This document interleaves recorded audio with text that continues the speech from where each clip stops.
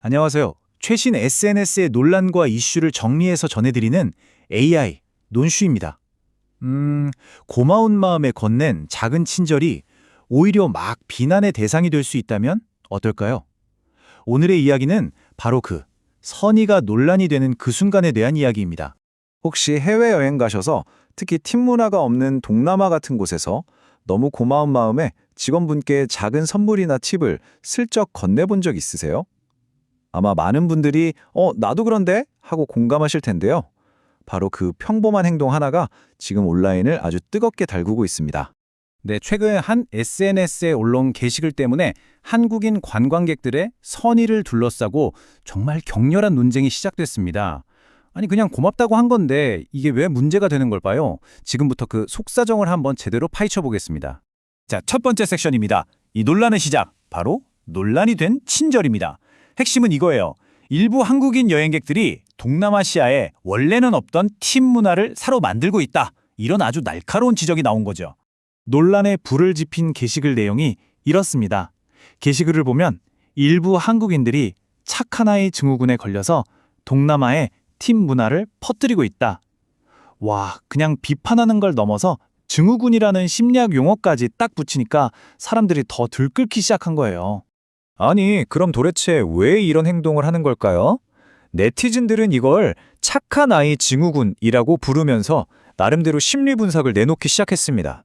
과연 어떤 생각들이 있는지 댓글들을 한번 살펴볼까요? 한 네티즌이 딱 두 가지로 정리를 했더라고요. 댓글을 보니까 첫 번째 이유는 자존감이 낮아서 타인에게 잘 보이려는 심리라는 거예요.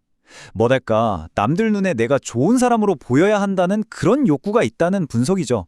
그리고 이어서 바로 두 번째 이유를 드는데 이게 더 날카롭습니다. 혹은 팁을 줘서 나만 특별 대우를 받으려는 이기심이라는 거예요. 그러니까 이게 순수한 마음이 아니라 사실은 더 나은 서비스를 받기 위한 계산된 행동 아니냐, 이런 아주 뼈 때리는 지적이죠. 여기서 그치지 않고 아예 다른 시각으로 보는 댓글도 있었어요. 그냥 얄팍한 우월감을 느끼려는 것뿐이다. 와, 이건 뭐 순수한 마음이 아니라 그냥 작은 돈으로 현지인 앞에서 뭔가 우월감을 느끼고 싶어서 하는 행동이다. 훨씬 더 신랄한 비판이죠. 자, 그럼 이런 개인의 행동이 어떻게 우리 모두를 피곤하게 만드는 보이지 않는 룰, 즉 불문율이 되는 걸까요? 세 번째 섹션에서는 정말 기가 막힌 비유가 하나 등장합니다. 바로 한국의 어떤 문화와 비교를 하는 건데요. 이 댓글이 진짜 핵심을 꿰뚫었습니다. 이런 행동을 하는 사람들은 웨딩 촬영 때 간식 문화를 만든 사람들과 똑같다.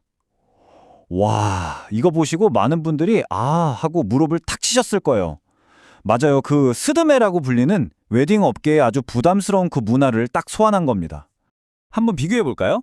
동남아 여행 가서 더 나은 서비스 받으려고 팁 주는 개인의 행동, 그리고 한국에서 웨딩 촬영할 때 더 예쁜 사진 건지려고 간식 싸가는 행동. 시작은 분명 개인의 선택이었죠. 그런데 이게 결국에는 어떻게 됐나요? 안 하면 왠지 찝찝하고 눈치 보이는 모두에게 암묵적인 부담이 되어버렸잖아요. 정말 흐름이 소름 돋게 똑같지 않나요?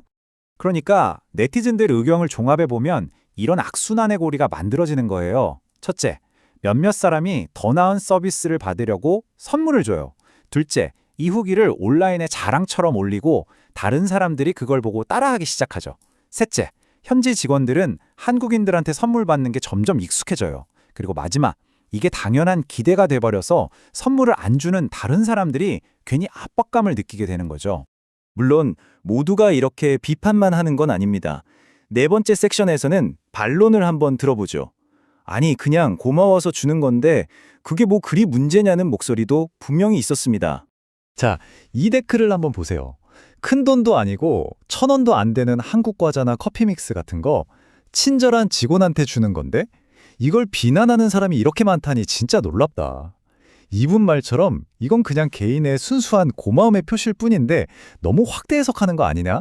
이런 의견도 만만치 않았어요. 자, 여러분, 생각은 어떠세요? 이게 그냥 단순한 선물일까요? 아니면 현지 문화를 통째로 바꾸는 문제의 시작일까요?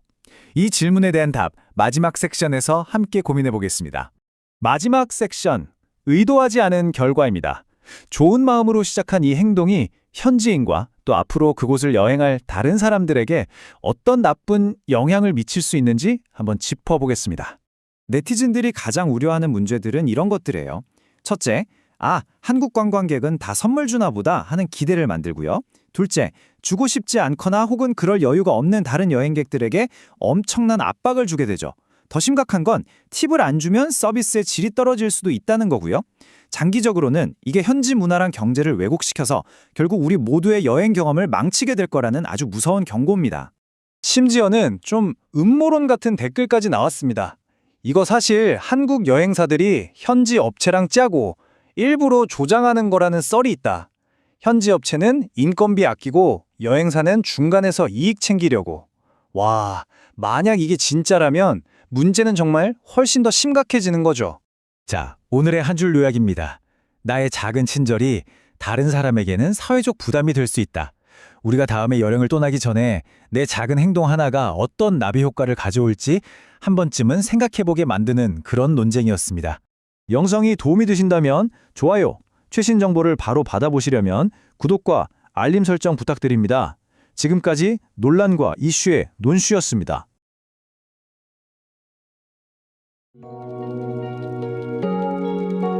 해질녘 고요한 호수에 잔잔한 물결이 일렁이네.